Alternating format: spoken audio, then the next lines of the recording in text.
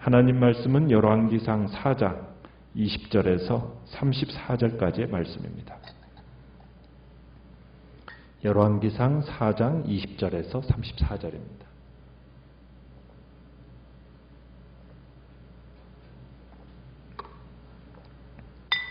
열왕기상 4장 20절입니다. 유다와 이스라엘의 인구가 바닷가에 모래같이 많게 되매 먹고 마시며 즐거워하였으며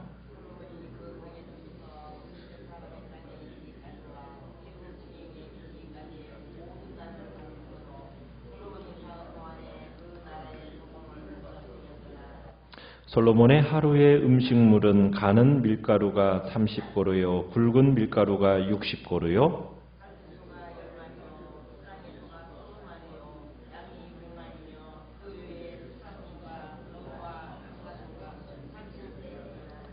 솔로몬이 그 강 건너편을 딥사에서부터 가사까지 모두 그 강 건너편의 왕을 모두 다스림으로 그가 사방에 둘린 민족과 평화를 누렸으니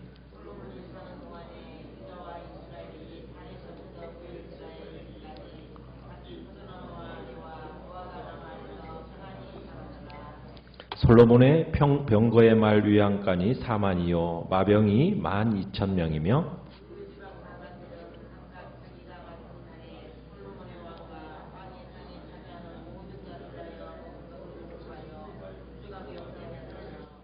또 그들이 각기 직무를 따라 말과 준마에게 먹일 보리와 꼴을 그 말들이 있는 곳으로 가져왔더라.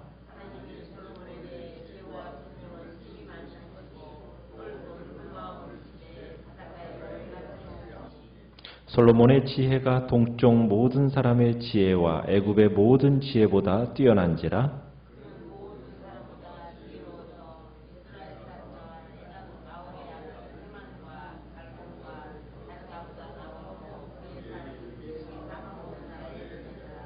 그가 잠언 3,000가지를 말하였고 그의 노래는 1,005편이며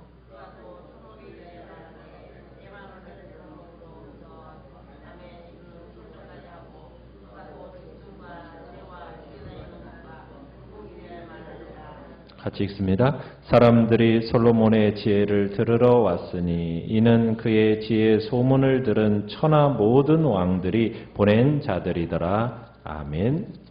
오늘 말씀의 제목은 하늘의 지혜로 나라를 다스리면 이라는 제목으로 말씀을 나눕니다. 하나님께서 주신 지혜로 솔로몬은 강하고 효율적인 통치 체제를 마련을 하게 됩니다. 어제 말씀을 보면 이제 그러한 통치 체제를 마련하고 난 이후 그 통치 체제를 바탕으로 해서 솔로몬 왕국은 정치, 경제, 군사, 외교 모든 면에서 이스라엘 역사상 그 유래를 찾아볼 수 없는 번영을 누리게 됩니다. 솔로몬이 통치하는 동안에 이스라엘의 상황이 어떠했는가? 먼저는 강력한 통치력으로 평화와 안정을 누리게 됩니다. 다윗은 정복전쟁을 통해서 그 영토를 굉장히 넓혀놨습니다. 그와 동일하게 솔로몬은 막강한 국력을 기반으로 해가지고 전쟁을 치르지 않고도 광활한 지역에 대한 지배권을 갖게 된 거예요. 솔로몬 제국의 그 강대함은 그 주변 나라들이 어떻게 하느냐? 조공을 바쳐서 솔로몬을 섬기는 데서부터 오게 됩니다. 그러니까 이 솔로몬은 지혜로운 제왕으로서 힘이 이 약한 나라들을 강압하지 않고 관대하고 부드러운 그런 외교 관계를 조성하면서 모든 나라들과 평화를 누리게 된 겁니다. 24절 끝에 중반절에 가보시면 이렇게 표현이 되어 있어요. 그 강 건너편의 왕을 모두 다스림으로 그가 사방에 둘린 민족과 무엇을 누렸다고요? 평화를 누렸다고 했어요. 평화를 누렸다. 그러면서 25절에 가보시면은 솔로몬이 사는 동안에 유다와 이스라엘이 단에서부터 부엘세바에 이르기까지 각기 포도나무 아래와 무화과나무 아래에서 평안히 살았더라. 이렇게 되어 있습니다. 참으로 이 표현은 장차 예수 그리스도께서 다스릴 때 하나님 나라 백성이, 하나님의 백성이 누릴 영원한 샬롬을, 하늘의 평화를 상징적으로 보여주고 있는 말씀입니다. 그러니까 이 평화라는 것이 결국은 어떤 시스템의 문제가 아니라 어떤 왕이 다스리느냐, 여기에 달려있는 것을 보여주고 있는 거죠. 그러니까 솔로몬 시대에 이러한 참으로 복된 평화를 누렸던 것처럼 이 솔로몬은 누구를 예표해 주는 거냐면 바로 예수 그리스도를 예표해 주는 건데, 평화의 왕이신 예수 그리스도께서 다스림을 받는 사람의 모습은 바로 이와 같은 모습의 삶임을 우리에게 보여주고 있는 겁니다. 그러니까 예수 그리스도가 다스리기 전에는 절대로 이러한 평화, 참된 평화가 없다라는 거죠. 사람들이 참된 평화를 누리기를 원한다면 그 마음에 누구를 모셔드려야 됩니까? 예수 그리스도를 모셔야 드리고 그분을 인생의 절대적인 지도자로 순종해야 진정한 평화가 온다라는 것을 우리에게 보여주고 있는 겁니다. 그러면서 두 번째로 보면은 인구 증가와 함께 경제적인 풍요를 누리게 되었음을 보여주고 있습니다. 20절을 보시면은 유다와 이스라엘의 인구가 무엇처럼 많게 되었다고요? 바닷가에 모래같이 많게 되매 먹고 마시며 즐거워하였다, 이렇게 얘기하고 있습니다. 나라가 하나님의 축복을 받아 강해지면서 인구도 어떻게 되었다고요? 늘어난 겁니다. 그 인구가 많아짐에 따라서 또 어떻게 됐느냐? 풍성히 먹고 마시는 삶을 누릴 수 있도록 경제력도 생겼다라고 얘기하고 있는 겁니다. 이 경제력은 어떻게 생겼느냐? 그 다음에 보면 유다와 이스라엘이 누리던 이 풍요로움의 상당한 부분이 주변 국가들로부터 뭘 받았어요? 조공을 받은 것으로, 조공을 바쳐서 생기게 된 겁니다. 그러니까 이 조공이라는 것은 다윗이 이제 영토를 넓히면서 정복하면서 주변 나라들이 조공을 바치게 됐었는데, 이 다윗이 죽은 이후에도 솔로몬에게 많은 양의 조공을 바쳤던 것으로 생각이 되어집니다. 그래서 솔로몬이 이 통치 아래 조공을 바친 나라들이 어느 정도, 어디에서부터 강이라고 하면 유프라테스 강입니다. 유프라테스 강에서부터 블레셋 사람의 땅에 이르기까지, 그리고 애굽 접경, 그 지경에 미치기까지 모든 국가들이 지금 솔로몬에게 조공을 바치고 있다라고 얘기하고 있는 거죠. 그래서 이 솔로몬의 삶이 얼마나 화려했는지를 22절, 23절이 잘 보여주고 있습니다. 솔로몬 왕궁에서 하루에 소비되는 그 양식에 관한 것을 보여주고 있는데요.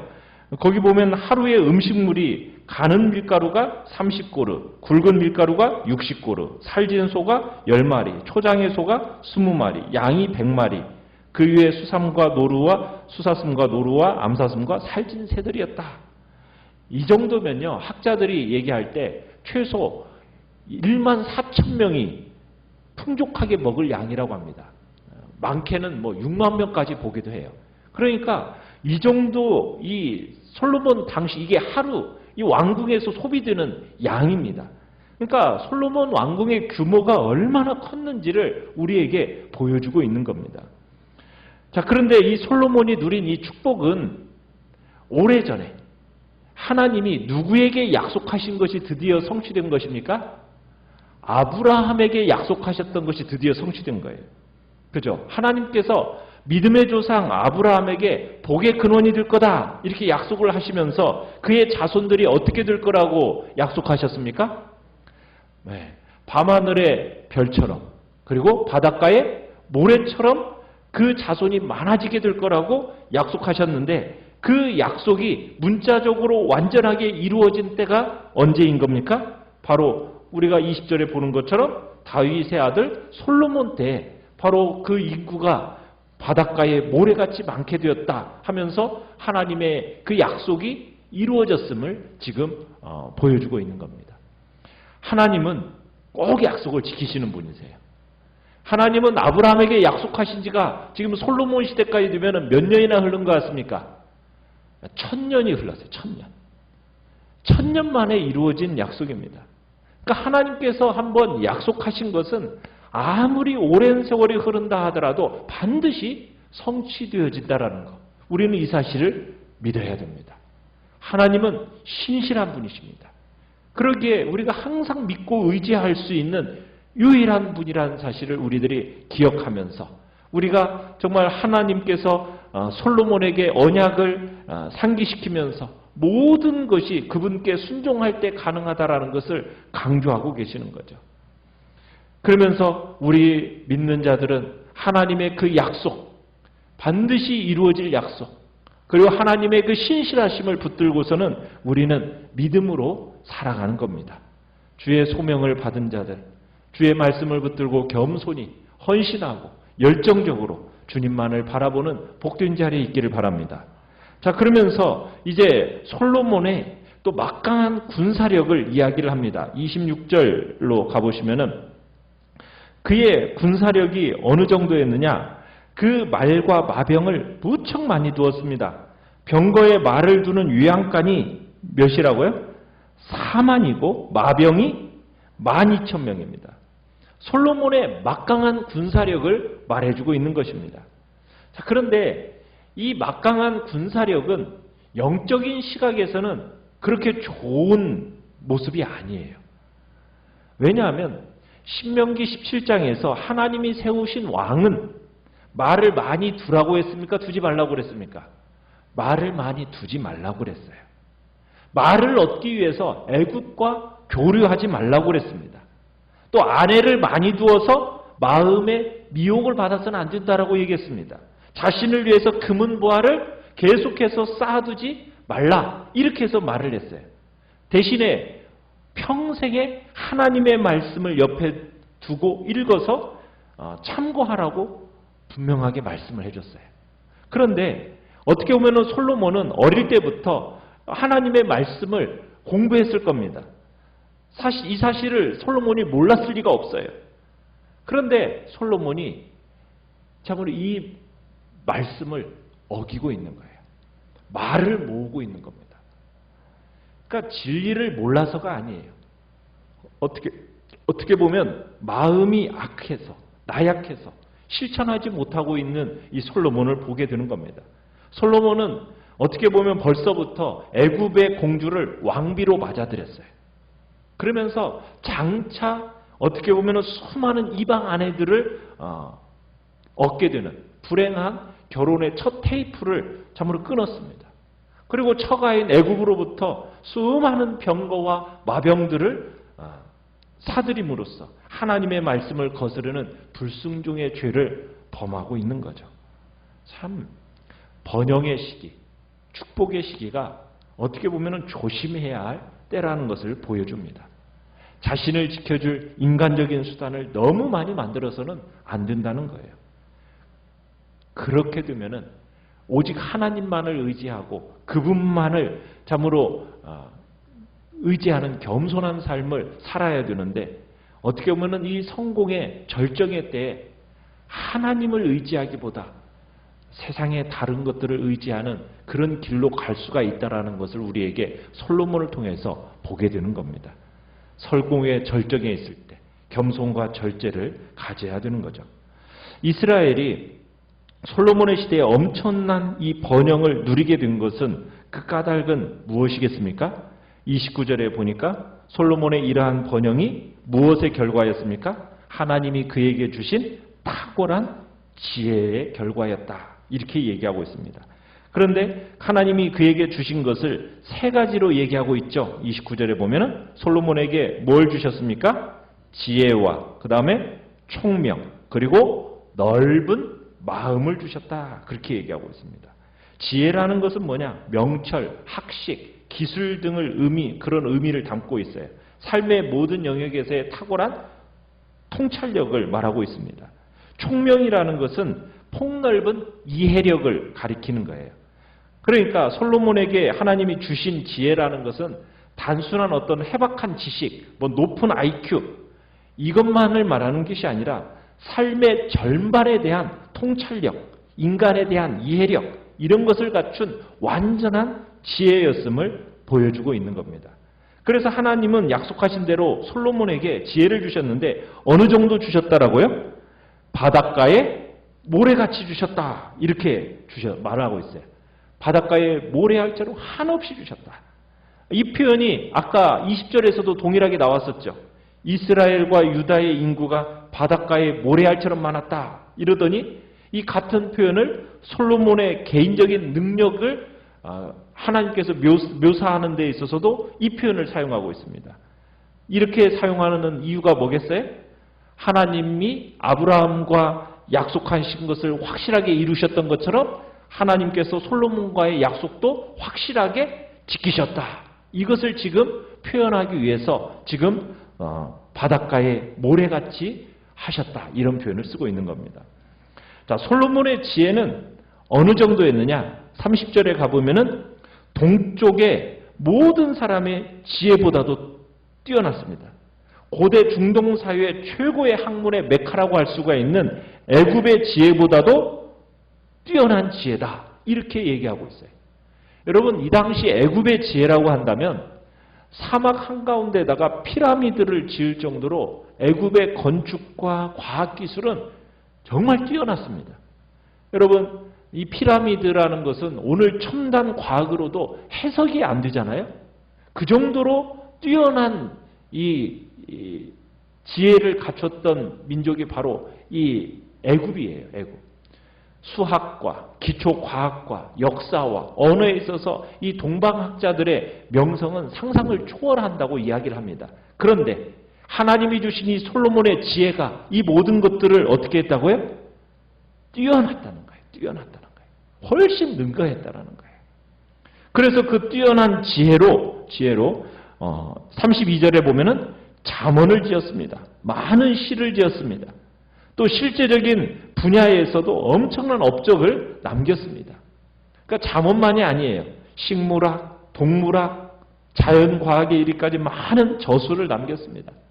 해박한 지식과 그것을 기반으로 한 실제적인 업적을 보고 듣기 위해서 열방의 왕들이, 많은 왕들이 예루살렘을 방문할 정도였다라고 지금 이렇게 표현하고 있어요.